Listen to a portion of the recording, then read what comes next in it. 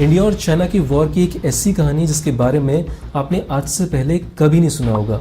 एक ऐसा कानून जो इस देश को, इंडिया को बहुत ही बुरी तरीके से बर्बादी की तरफ लेकर जा रहा है और जिसके बारे में कोई बात नहीं करता। और क्या चाइना की आर्मी सच में इंडिया के अंदर आई है या नहीं आई है, सच क्या है? ऐसे इंटरेस्टिंग फैक्ट्स और इनके पीछे की इंटरेस्टिंग कहानियों को जानने के लिए देखते रहिए वीडियो लास्ट तक। और अगर अभी तक आपने चैनल को सब्सक्राइब नहीं किया है तो कर लो, वीडियो अच्छा लगे तो शेयर करना। फैक्ट नंबर 20, आजकल हम बहुत सारा इंडिया चाइना देख रहे हैं, इंडिया वर्सेस चाइना। लेकिन क्या आपको पता है कि आज से 20-30 साल पहले इंडिया और चाइना बिल्कुल सेम थे, पावर में सेम थे, मिलिट्री पावर में सेम थे। तो उसके कुछ फैक्ट्स देख लेते हैं हम लोग। साल 1988 में इंडिया की जीडीपी $290 बिलियन थी और चाइना की थी 300, मतलब लगभग बराबर। उसके बाद 10 साल के बाद इंडिया की जीडीपी हो गई $420 बिलियन और चाइना की हो गई $1 ट्रिलियन। वो हमसे बहुत आगे निकल गया। और साल 1998 में जो इंडिया का डिफेंस बजट था, मतलब कि जो हम पैसा खर्च करते थे अपने डिफेंस पे, वो था $24 बिलियन और चाइना का हो गया था $34 बिलियन।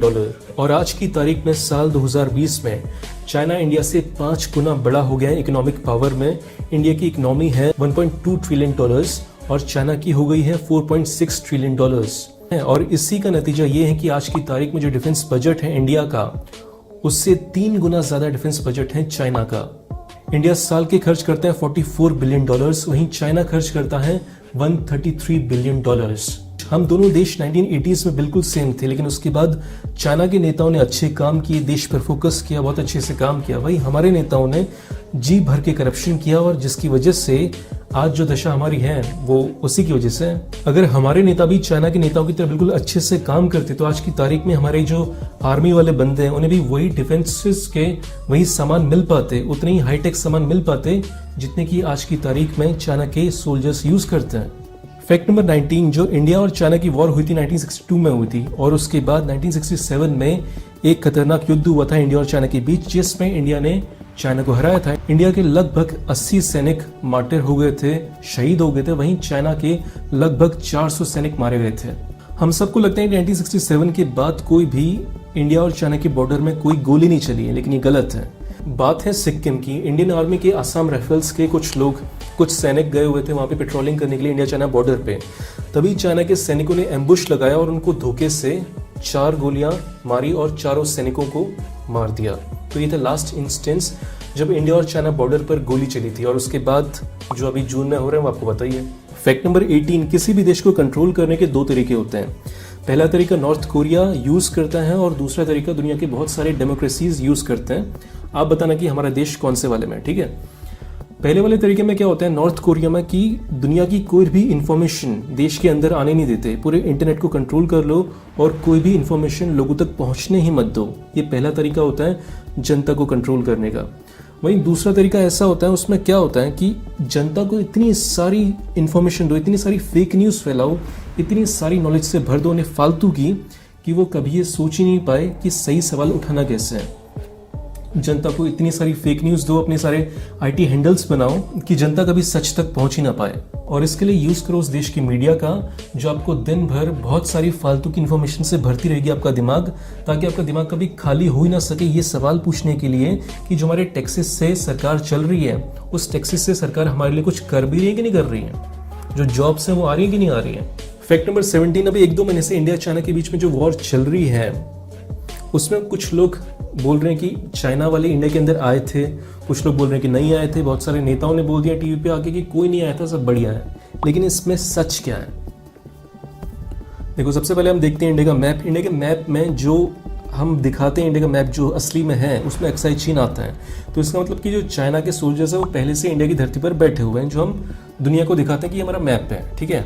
उसके बाद अप्रैल मई के महीने से जून के महीने से लगातार चाइना के सैनिक इंडिया की धरती पर आकर उन्होंने अपने बड़े बड़े टेंट और मजबूत टेंट बना लिए हैं, जो कि परमानेंट है, ऐसा नहीं कि टेम्पररी है। और ये बात मैं कैसे बोल रहा हूँ, ये बात मुझे पता चलती है जो वेटरन्स हैं, आर्मी वेटरन्स हैं, जो रिटायर हो चुके हैं और बहुत सारी नॉलेज देते हैं, जो सच बताते हैं। उनको कोई पॉलिटिक्स से लेना देना नहीं है, वो सच बताते हैं। उन्होंने ये क्लियरली कहा है, मैप में दिखाया है, अब तो गूगल मैप से दिख भी रहा है कि जो चाइना के सैनिक हैं वो इंडिया की धरती पर आके बैठ गए हैं और वहाँ से हिलने का नाम नहीं ले रहे हैं। फैक्ट नंबर 16, बात है साल 1950s की। तब चाइना के प्रेसिडेंट थे माओ जेडोंग। उनका एक स्टेटमेंट है जो आज की तारीख में बहुत इंपॉर्टेंट है। उन्होंने एक बात कही थी चाइना के लिए कि चाइना देश जब भी किसी दूसरे देश के साथ नेगोशिएशंस करता है, मतलब बातें करता है, तो वे केवल दो पर्पस की वजह से करता है।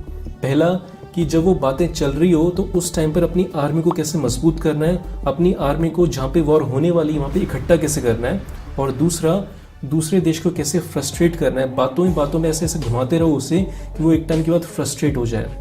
और वही काम चाइना आज की तारीख में इंडिया के साथ कर रहा है। वो क्या कर रहा है कि बहुत सारे आर्मी मीटिंग्स हो रही हैं जिसमें वो बोलता कुछ है करता कुछ है, धोखा देता है, ठीक है। और वहीं जो पॉलिटिकल लेवल पे बातें होती हैं वहाँ पे भी झूठ बोलता है और करता अपने मन की है बाद में, ठीक है।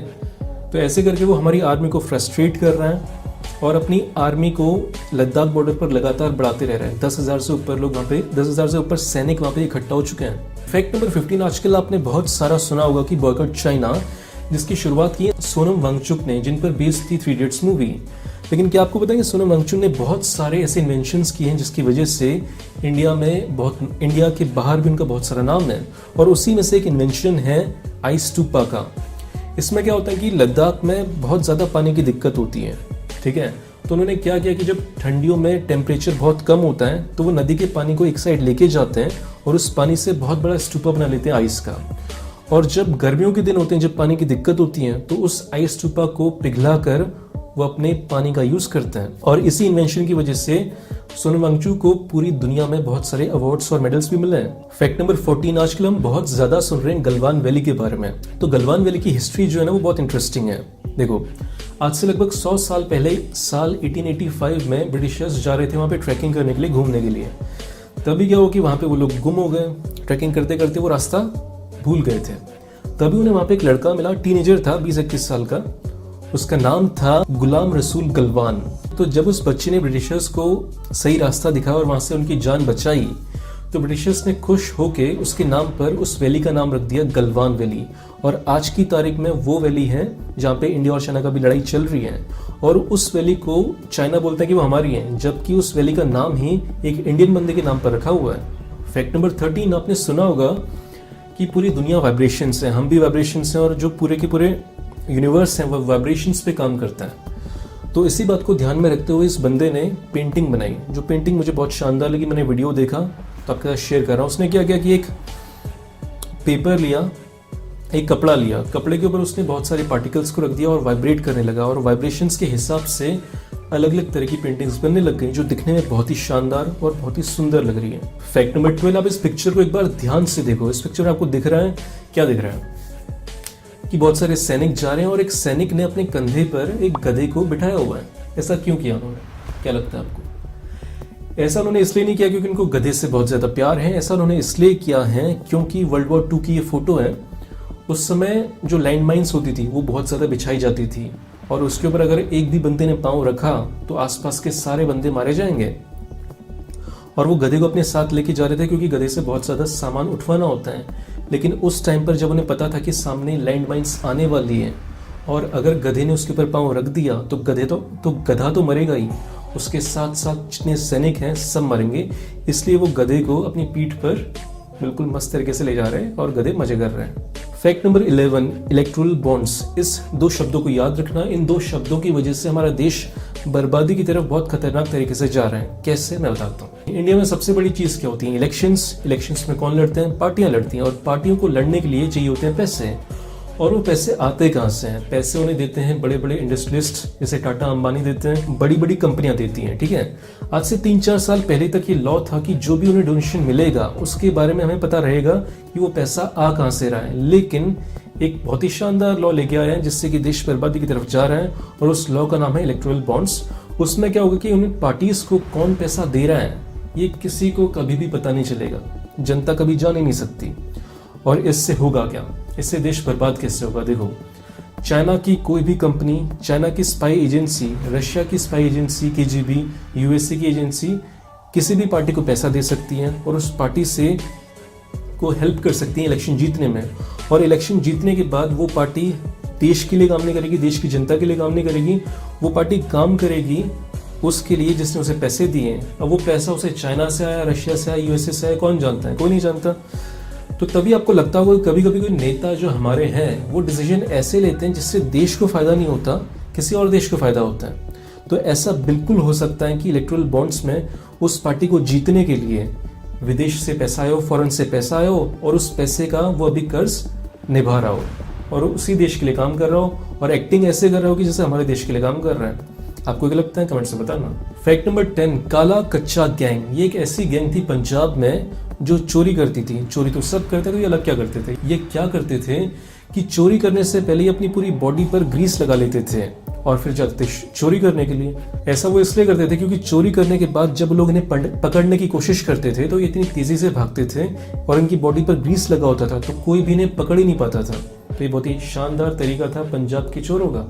फैक्ट नंबर 9, आप इस तस्वीर को ध्यान से देखो। आपको इसमें क्या दिख रहा है? कोई पौधा दिख रहा है या फिर कोई कीड़ा दिख रहा है? जो आपको फूल दिख रहा है ना, इसमें वो कोई फूल नहीं है, वो एक कीड़ा है।